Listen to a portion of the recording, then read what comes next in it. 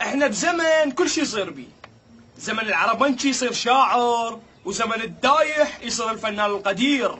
لا، واللي يغثك مو بس فنان، القدير يعني ايش وقت تقدر ما تعرف. اهلا بيكم بالحلقة الاولى من برنامج خزيتونا، برنامج جديد ان شاء الله يا رب يعجبكم. لا ندري بيكم انتم تحبون هيك برامج. المهم خلينا نفوت بالحلقة. تعالوا رحبوا وياي بالفنانة شو اسمه، او هو خلي يعدد لكم، عدد لهم خويا باسم. وياي النجمة شابة، إعلامية، ممثلة، حبوبة. رحبوا وياي بالفنانة سولاف. ها بس نسيت تقول صاحبة الملهى، عندها ملهى بالكرادة، ملهى سولاف عمي هذا. كمل. مساء الخير. مساء النور عليك ورمضان كريم عليكم ان شاء الله. لا هو من ناحية كريم فهو كريم، قصير هو مو كريم. كاظم صيام مقبول إن شاء الله. تسلم يا صايمة؟ زلمة. الحمد لله. وما مبين. شلون؟ غير تحتشمين. لا والله خذ صيام، هذا يسوي له صيام فوق الركبة. عموما تعالوا خلينا نشوف الفيديو الثاني. هسه شنو هذا مي؟ امشي كله قبال بعض. علاوي تراني كلش اخاف من المي، علاوي تراني كلش اخاف من المي.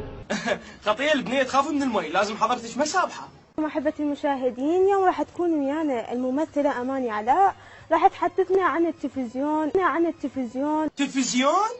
تلفزيون؟ يلا منه وجاي صار اسمه تلفزيون، أنا أمر أروح أبوع تلفزيون.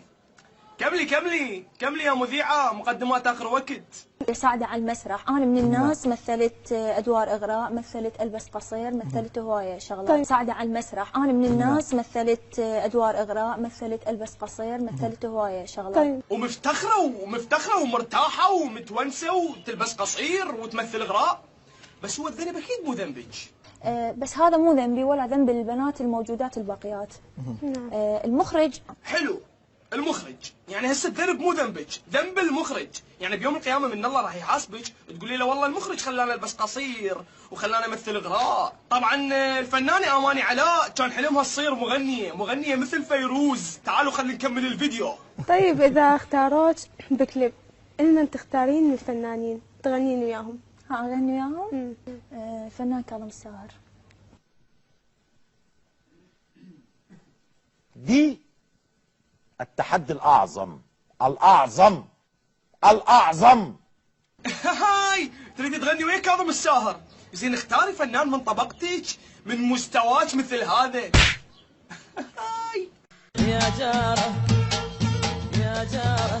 مري على جاره الغالي وحشتيه يبولي اخباره.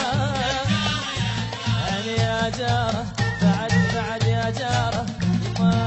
طبعا اللي شفتوها تتمرقص ويا هذا ابو ثرب هي نفسها اماني علاء. زين برايك انت اللي ترقصين ويا هيك نماذج تريدين تغنين ويا القيصر؟ حلم على قدك، تغنين ويا مثلا عدوية البياتي، تغنين ويا سعد الحلي، يعني ويا مستواك هيجي. بس انا اللي محيرني من هذا اللي ترقص وياه؟ من هذا ابو ثرب؟ ايوه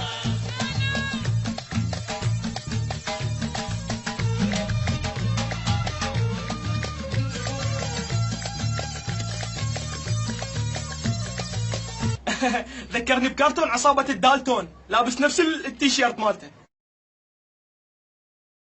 طبعا المنتخب العراقي قام ياه الجاي يغني عليه.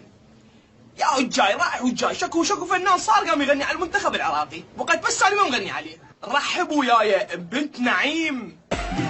فاز عندك مو صعب، ادري الاسد ما ينغلب. شديك يا الغالي كون اهدي لك الكون. مش قلت لكم الكلام ده يا شعب؟ ما سمعتوش كلام، انا تحملتكم. بشرفك اهلك ايش قالوا لك من سويتي هذا الكليب؟ يعني راضين عليك؟ زين انت راضي على نفسك؟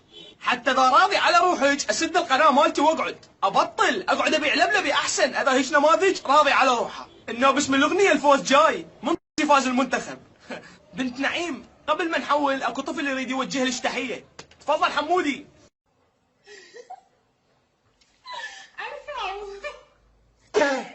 طبعا تسألوني عن الفن العراقي اللي مشهور حاليا بالساحات، اللي دا يفوق حتى كاظم الساهر بالمشاهدات. اقول لكم هذا هو الفن العراقي. شوف الفيديو. دومي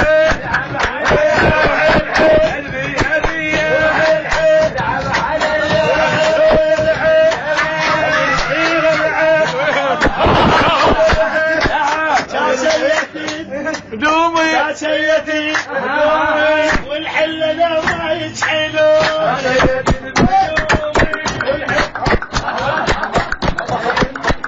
كلهم هسه شفتوهم هذول الدنبكشية، هم كلهم هسه يطلعون على قناة ميوزك الرماس وثابتين نفسهم بالساحة ومسمين روحهم فنانين. ناس ما يعرفون شنو معنى الفن العراقي الأصيل، ناس تحسهم ملت شوارع، تحسهم ناس كانوا يبيعون نفط أو غاز، بس ناقصهم واحد هذا بس يهز لهم كتف ويغني لهم اوف مارتي.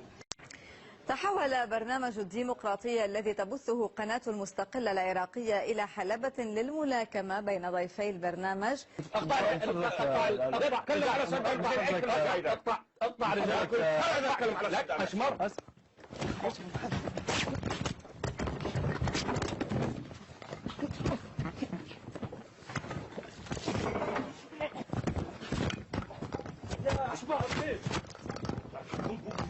يعني تعوف هذا الفشل الفني تريد تباوع اخبار، تلقى ثيران قاعد تتصارع مباشر.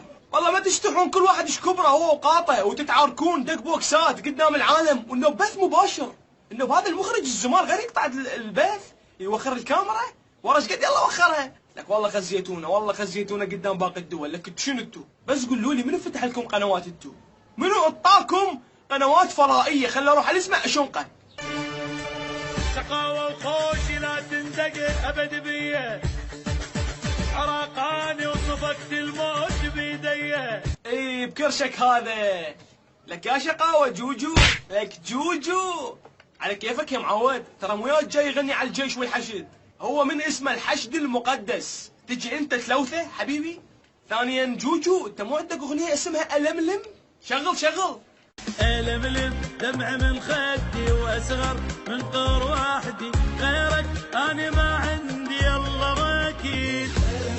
ألملم دمع من خدي واصغر من طور وحدي، غيرك انا ما عندي الله وكيل. شوف عيني جوجو، خليك على ألملم احسن لك، وخليك تتمرقص ويا الحاتات. عوف الجيش والحشد بحاله رحمة والديك.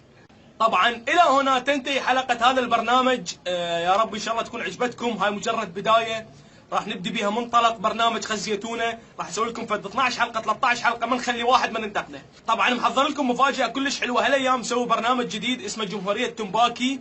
اتفقت اني وش كم يوتيوبرز مثلي هم على اليوتيوب نلتقي ونمثله سوا، برنامج كوميدي ان شاء الله يا رب يعجبكم. خلال هاي الايام راح ينزل، بس اهم شيء تسوي لي لايك على صفحتي على الفيسبوك على مود تشوفون كل شيء جديد عندي، وتسوي لي متابعة على الانستغرام، طالعات الروابط على الشاشة. والسلام عليكم ورحمة الله وبركاته.